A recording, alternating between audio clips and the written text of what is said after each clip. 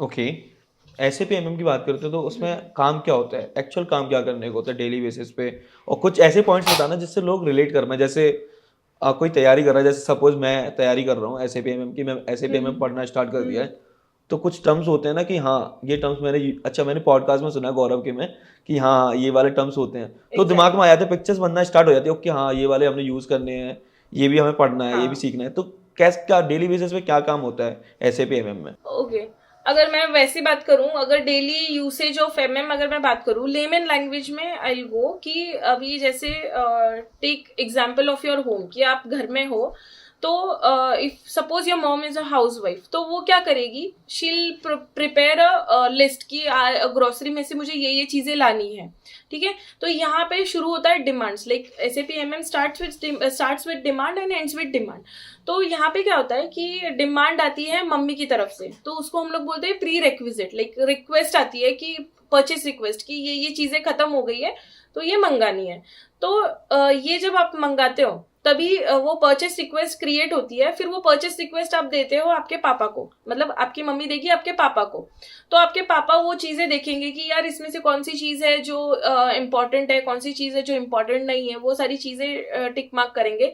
फिर अकॉर्डिंगली वो वेंडर, मतलब वेंडर एज इन की वो एक तो फिर सुपर शॉप में जाएंगे, मतलब वैसे डी मार्ट हो गया या फिर कुछ और हो गया, या फिर कोई भी चीज, तो वहां पे वो चीज लेके जाएंगे। तो वो क्या होता है कि वो जो परचेस ऑर्डर है वो उनको प्लेस करेंगे, तो वो देखेंगे चीजें कि पहले तो पापा बोलेंगे यार मुझे पूरा लिस्ट दो कि कौन सी चीज कितने की है, मतलब how much does it cost.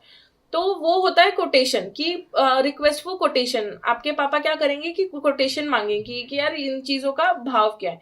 तो वो कोटेशन लेके फिर वो टैली करेंगे कि यार ये बजट में बैठ रहा है कि नहीं, या फिर ये सब। तो अगर वो बजट में बैठ रहा है तो फिर वो क्या करेंगे कि वो लिस्ट देंगे कि भाई साहब ये सारी चीजें मुझे चाहिए। तो फिर तभी वेंडर क्या करेगा, एज इन जो शॉप का ओनर है वो क्या करेगा, वो सारी चीजें लाके आपको देगा। तो आप वो चीजें लेंगे और वो आप घर लेके जाओगे। तो फिर बाद में आप जब घर लेके आते हो तो उसको बोलते हैं गुड्स रिसीट करना, यानी रिसीविंग ऑफ गुड्स। तो वो गुड्स रिसीव हो जाते हैं, फिर आपकी मम्मी टैली करती हाँ। है। तो ये टाइम पे क्या होता है कि इनवॉइस वेरीफाई होता है, एज इन की जो इनवॉइस शॉप ओनर ने दिया है वो, और सारी चीजें जो आपने लिस्ट में लिखी है वो आई है कि नहीं फिजिकली। तो ये सारी चीजें होती है इनवॉइस वेरिफिकेशन, जो आपकी मम्मी करती है।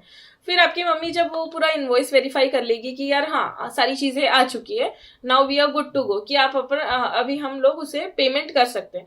तो बहुत सारे केसेस में क्या होता है कि मम्मियों का या पापाओं का उन पर्टिकुलर शॉप ओनर्स के साथ ऑलरेडी एक अकाउंट चलता रहता है। तो कि यार मैं आपको 15 दिन में सैलरी होने के बाद दे दूंगा, तो वो होते पेमेंट टर्म्स कि यार मैं 15 दिन में लौटा दूंगा, या 30 डेज का पेमेंट होता है। तो उनको बोलते हैं पेमेंट टर्म्स। तो वो पेमेंट टर्म्स के हिसाब से फिर आप उन लोग को मतलब उन शॉप ओनर को वो मतलब पैसे दे देते हो। तो यहाँ पे क्या होता है इनवॉइस सेटलमेंट, मतलब आप जब पैसे दे देते हो तो इसको बोलते हैं एसएपी टर्म में इनवॉइस सेटलमेंट। और फिर इनवॉइस सेटल होने के बाद वहां पे वो साइकिल रुक जाती है। फिर अगेन नेक्स्ट मंथ की साइकिल रन होती है, जहां से वापस मम्मी एक डिमांड रेस करेगी और फिर ये पूरा साइकिल वापस घूमेगा। तो ये लेमन लैंग्वेज में एसएपी एमएम का मीनिंग है कि एग्जैक्टली हम एमएम में क्या करते हैं।